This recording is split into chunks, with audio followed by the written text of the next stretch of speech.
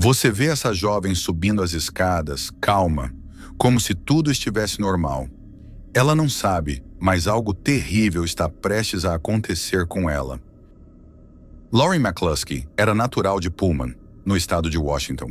Filha única de 2 professores universitários, cresceu cercada por incentivo e disciplina. Desde cedo, se destacava nos estudos e no esporte. Aos 21 anos, era atleta de heptátulo da Universidade de Utah, onde também cursava comunicação. Dedicada, reservada e extremamente focada, conquistava respeito por onde passava. Colegas a descreviam como gentil, determinada e discreta. Mantinha uma rotina intensa de treinos, aulas e ligações diárias com os pais. No vídeo, ela aparece subindo calmamente as escadas do dormitório. Tudo parece normal, mas naquele dia, o perigo já a esperava do lado de fora. Dias antes, ela havia rompido com um homem que conhecera poucos meses antes. Ele se apresentava como Sean Fields. Dizia ter 28 anos, ser estudante e trabalhar como segurança. Era envolvente, protetor e completamente falso. Seu verdadeiro nome era Melvin Sean Rowland. Tinha 37 anos e um passado criminal grave. Estava em liberdade condicional por crimes sexuais e usava nomes falsos para enganar mulheres jovens. Assim que Lauren descobriu a verdadeira identidade de Melvin, um criminoso sexual condenado, 9 anos mais velho do que dizia ser, ela rompeu imediatamente o relacionamento. Sentiu medo. Sabia que estava lidando com alguém perigoso, mas antes de cortar contato por completo, precisava recuperar o carro que ele ainda estava usando, um veículo registrado em seu nome.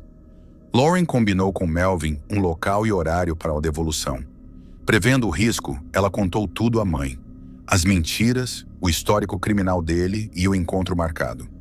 Jill McCluskey, aflita com a situação, ligou para a polícia do campus e pediu que um agente acompanhasse a filha. University Police Security, how can I help you? Hi, I would like to request some help for my daughter, who's a student at University of Utah, and she started dating this guy there who's like a bad person. Okay. And she found out he's a bad person, and she broke up with him, and he has her car. Yep. He was lying to her, Okay. and he's actually a sexual offender. I don't want her to go there by herself and have like something bad happen to her. A resposta da polícia foi morna. Não havia senso de urgência, nem um protocolo claro para lidar com aquela ameaça. Ainda assim, um guarda foi enviado até o local combinado. Ele permaneceu por alguns minutos, observando a distância enquanto Lauren pegava as chaves do carro. A devolução ocorreu sem incidentes. Parecia que tudo tinha terminado ali. Nos 2 dias seguintes, Lauren tentou retomar sua rotina. Voltou às aulas, aos treinos, às conversas com os pais. Pela primeira vez em semanas, sentiu que talvez pudesse respirar de novo. Mas a tranquilidade durou pouco. Foi então que começaram as mensagens. Primeiro, textos de números desconhecidos dizendo que Melvin havia morrido. Depois, surgiram mensagens com tom ameaçador. A narrativa mudava o tempo todo. Em uma delas diziam que ele estava hospitalizado. Em outra, que amigos dele iriam procurá-la. E então vieram as chantagens diretas. Alguém afirmava ter fotos íntimas de Lauren com Melvin e exigia $11 mil para não divulgá-las publicamente.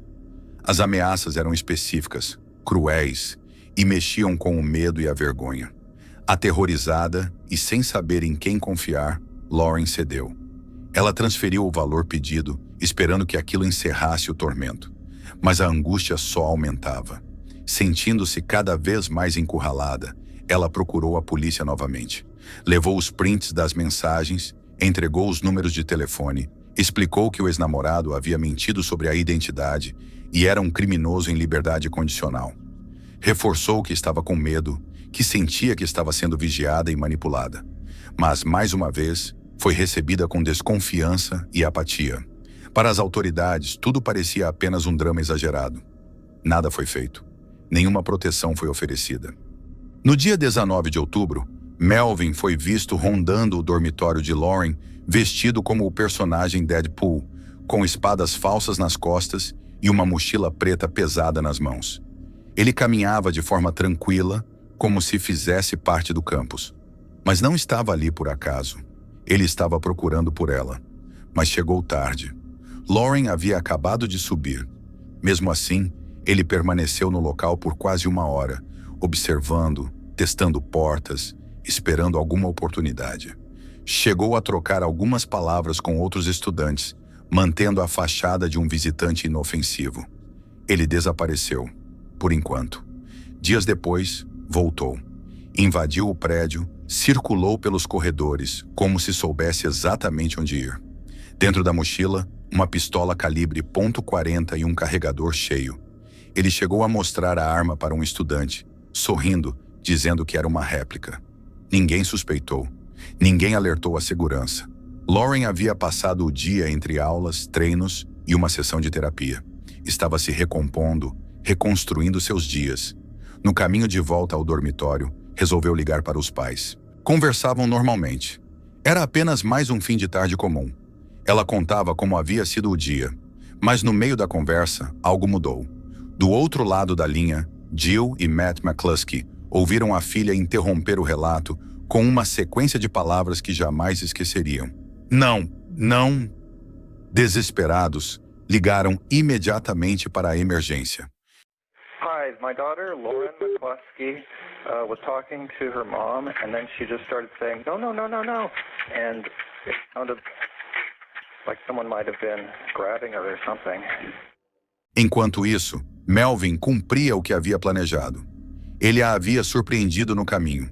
A abordou com violência, arrastou-a até um carro emprestado de um vizinho. O mesmo veículo usado para fugir. Ali dentro, ele a executou com 7 tiros a queima-roupa. O celular de Lauren foi encontrado pouco depois por um segurança. Ainda estava em chamada. Objetos pessoais estavam espalhados no chão. Estudantes que ouviram os disparos também ligaram para a emergência. Horas depois, a polícia localizou o carro. Lauren estava morta no banco de trás.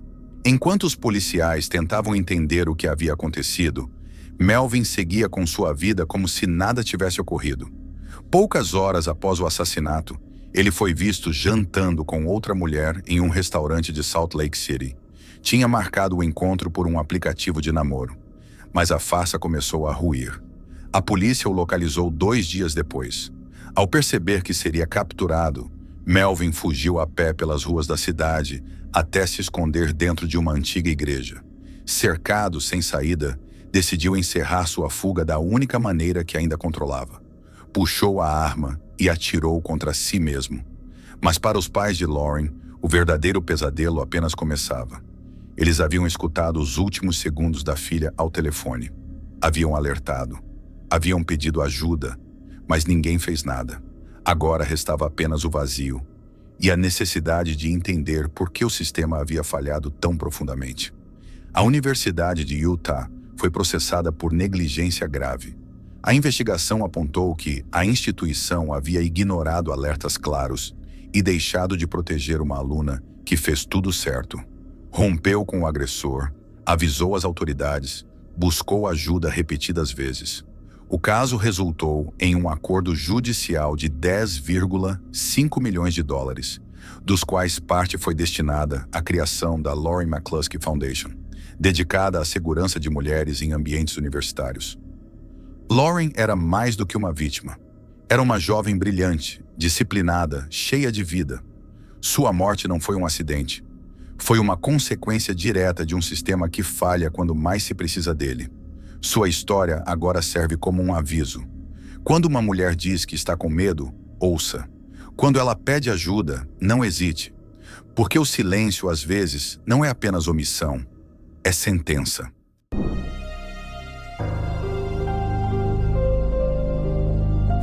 Na noite de 7 de dezembro do ano 2000, Trevor Deely participou da festa de Natal de sua empresa, na qual trabalhava no departamento de TI há cerca de 1 ano, em um clube próximo ao Banco da Irlanda, em Dublin.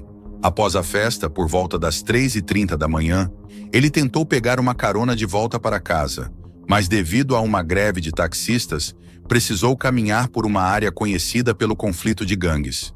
Como o banco ficava no caminho, ele decidiu passar por lá para pegar seu guarda-chuva. As câmeras de segurança do banco capturaram um homem vestido de preto, esperando atrás de uma coluna do prédio por cerca de meia hora antes da chegada de Trevor. Quando Trevor se aproximou, o homem atendeu uma ligação e, segundos depois, Trevor apareceu nas imagens. Curiosamente, ao mesmo tempo, Trevor também fez uma ligação para um colega que ainda estava no banco. Ao chegar ao portão, outro homem de preto saiu das sombras e conversou brevemente com Trevor, que não demonstrou medo ou preocupação, e logo entrou no banco. Alguns minutos depois, o homem misterioso desapareceu das imagens. Dentro do banco, Trevor conversou rapidamente com seu colega, tomou um chá e registrou sua entrada no computador antes de sair novamente às 4 da manhã.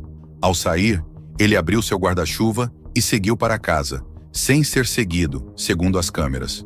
Poucos minutos depois, às 4:06, ele ligou para um amigo, deixando uma mensagem de voz dizendo que estava bem e a caminho de casa. Essa foi a última vez que alguém ouviu sua voz. Às 4:14, as câmeras capturaram Trevor caminhando perto de um caixa eletrônico, seguido 30 segundos depois por um homem de preto. Anos mais tarde, em 2016, a polícia determinou que este era o mesmo homem visto nas imagens do banco. Apesar de faltar ao trabalho na sexta-feira, seus colegas não estranharam, pois muitos ainda se recuperavam da festa. Quando Trevor não apareceu na segunda-feira e amigos e familiares não conseguiram contato, ele foi dado como desaparecido. Foram os amigos de Trevor, e não a polícia, que conseguiram recuperar as imagens perturbadoras 4 dias após o desaparecimento. Um atraso que custou um tempo precioso à investigação. Ao longo dos anos, surgiram várias teorias sobre o que poderia ter acontecido, mas nenhuma foi confirmada. Em 2017, uma fonte anônima afirmou que o Homem de Preto era um membro de gangue que teria assassinado Trevor após ele se recusar a ajudá-lo a entrar no banco. Apesar de buscas em uma área específica indicada pela fonte, nenhum vestígio foi encontrado. Agora, 23 anos depois, o desaparecimento de Trevor Deely permanece um mistério, com muitas perguntas ainda sem respostas.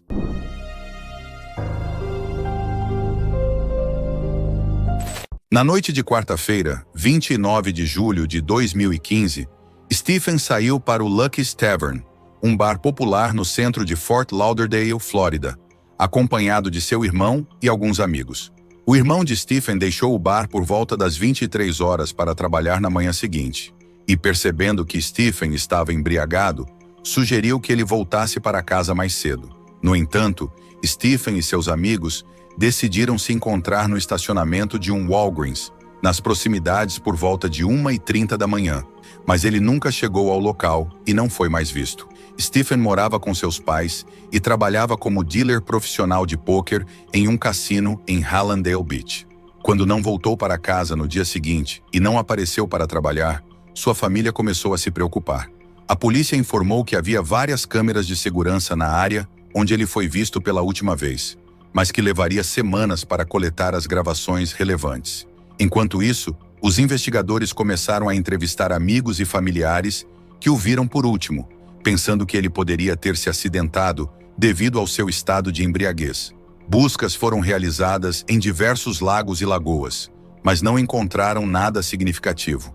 A situação se complicou quando descobriram que a bateria do telefone de Stephen havia descarregado no bar, impossibilitando o rastreamento. No momento de seu desaparecimento, Stephen tinha 25 anos, uma filha de 1 ano e estava em um relacionamento de longa data, com planos de casamento. Seus amigos e familiares afirmaram que ele não era do tipo que desapareceria sem avisar.